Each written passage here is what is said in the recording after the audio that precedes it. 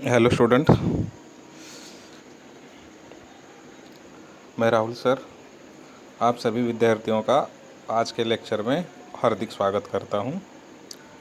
देखिए बेटा, हम लोगों का राजनीति शास्त्र में दूसरा पार्ट चल रहा है, भारत की विदेश नीति की विकास यात्रा। ये चैप्टर का हम लोग अध्ययन कर रहे राजनीतिक शास्त्र में।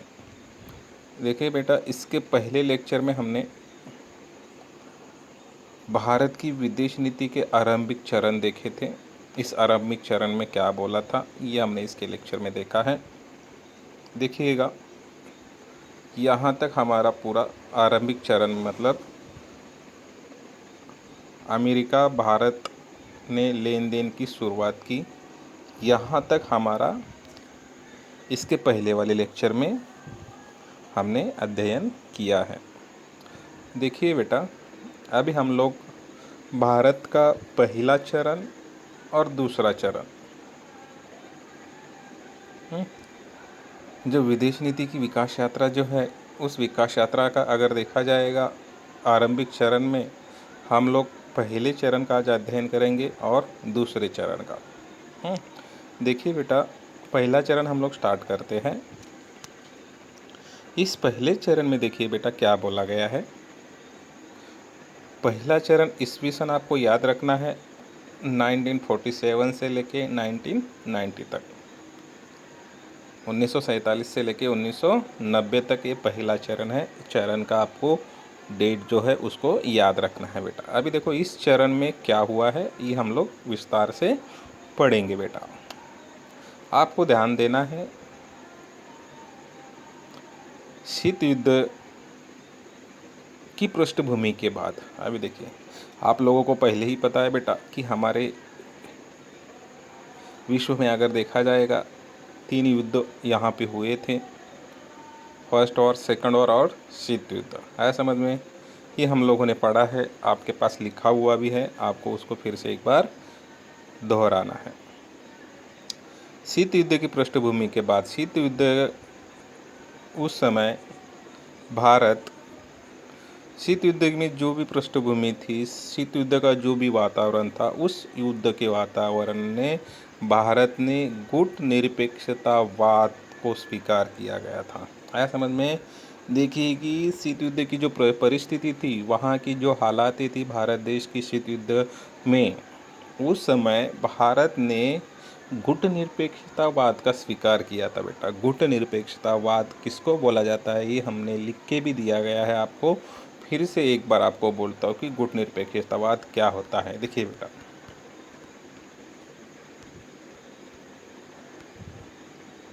ध्यान दीजिएगा। देखिए, गुट निरपेक्षता का सरल अर्थ है विभिन्न शक्ति गुटों से तटस्थ या दूर रहते हुए अपनी स्वतंत्र निर्णय नीति, और ऐसी स्वतंत्र निर्णय नीति होनी चाहिए कि उस नीति में अपने राष्ट्र का हित होना चाहिए और हित के अनुसार सही या न्याय का साथ देना। मतलब अपने राष्ट्र का हित होना चाहिए और राष्ट्र का हित होते समय मतलब जो सही है उसका साथ देना चाहिए, उसको न्याय देना चाहिए। आया समझ में?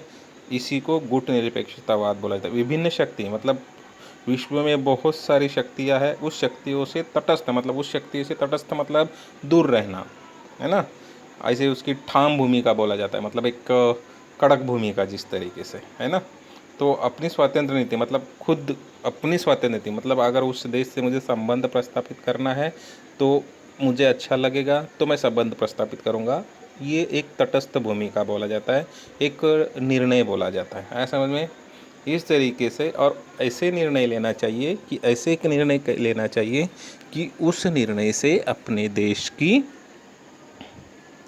प्रगति हो, देश का विकास हो, देश का हित हो। ऐसे निर्णय लेना है और निर्णय लेने के बाद अपने देश के लिए सही या गलत क्या है उसी का आपको साथ देना है। ऐसा समझ बेटा। ये थी विदेश नीति में गुट निरपेक्षतावाद किसको बोला जाता है। आया समझ में। चलो आगे चलते हैं।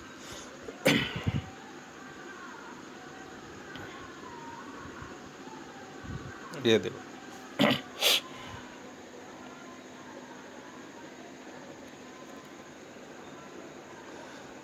इस कारण सभी राष्ट्रों मित्रतापूर्ण संबंध बनाए रखना, विकास के लिए विविध राष्ट्रों से उचित सहायता लेना, तात्कालीन समय की प्रधानता प्राप्त थी और गुट निरपेक्षतावाद नीति के कारण भारत ने अपने विकास के लिए दोनों महासत्ताओं से सहायता प्राप्त करना संभव हुआ। अभी देखो यहाँ पे अगर देखा जाएगा तो विश्व में जितने भी राष्ट्र हैं उन सभी राष्ट्रों से हम लोगों का क्या करना है, मित्रतापूर्ण व्यवहार करना है। और मित्रतापूर्ण व्यवहार करने के बाद बेटा हमारे देश का विकास होने के लिए जो विविध राष्ट्र हैं, विश्व में बहुत सारे राष्ट्र हैं, इन राष्ट्रों से उचित तरीके से हम लोगों को सहायता लेना है, मदद लेना है। और मदद लेने के बाद और उस समय सहायता लेने के बाद जो भी गुट निरपेक्षतावाद की नीति थी, उस नीति के कारण स्वतंत्र नीति के कारण भारत देश ने जो दोनों महासत्तावादी देश बने थे, सोवियत संघ और अमेरिका, इन महासत्तावादियों से भारत ने सहायता का संभव प्राप्त किया था। आया समझ में।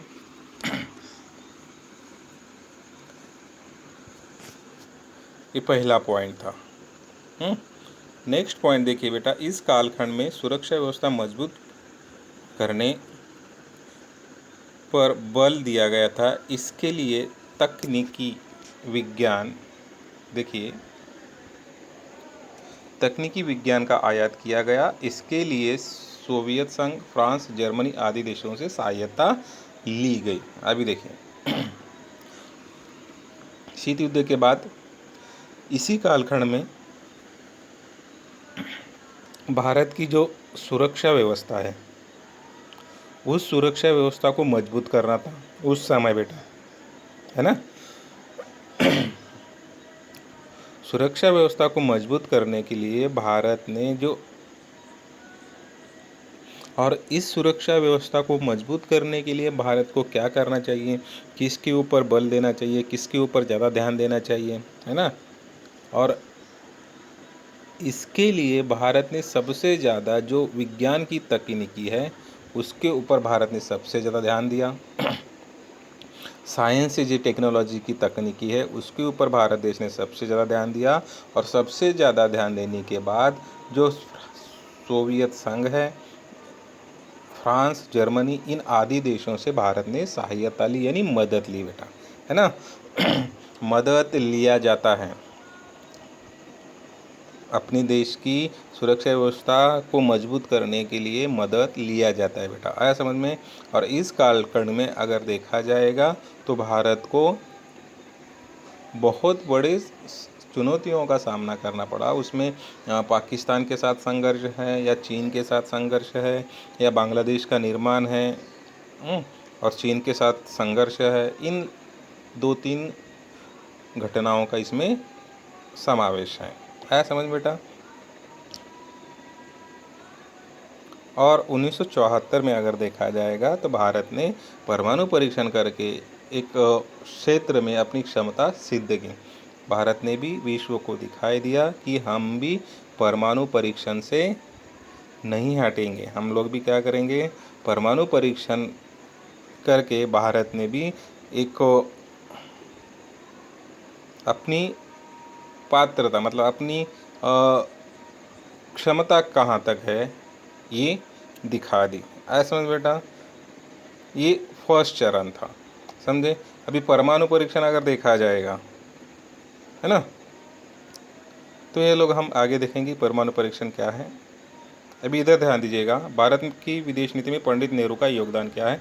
आपको ये सबसे ध्यान देना है कि पंडित नेहरू ने विदेश नीति से सबसे बड़ा योगदान क्या दिया था? वैश्विक और अंतर्राष्ट्रीय गतिविधियों का हम स्वतंत्र रूप से आकलन करें, उनकी भूमिका थी, है ना। वैश्विक मतलब पूरे विश्व के साथ हम लोगों को जो गतिविधियां वहाँ पे हो रही है उसको स्वतंत्र रूप से हमारे देश को आकलन करना है, मतलब देखना है और उसके बारे में चर्चा करनी है, ये हमारी भूमिका होनी चाहिए। और उन नीति को शांति का समर्थन, उन्होंने शांति नीति का समर्थन दिया, मतलब ऐसी नीति जहाँ पे भी हो रही है तो उन्होंने वहाँ पे क्या दिया बेटा, शांति से वहाँ पे जो नीति है उसको समर्थन किया है। किसने? पंडित जवाहरलाल नेहरू ने। आया समझ बेटा? तो यहाँ पे हमारा जो फर्स्ट चरण था समाप्त हो गया है। फर्स्ट चरण में 1974 में परमाणु परीक्षण करके भारत देश ने एक अपनी क्षमता दिखाई दी। आया समझ बेटा? तो सेकंड चरण में हम लोग चलते हैं।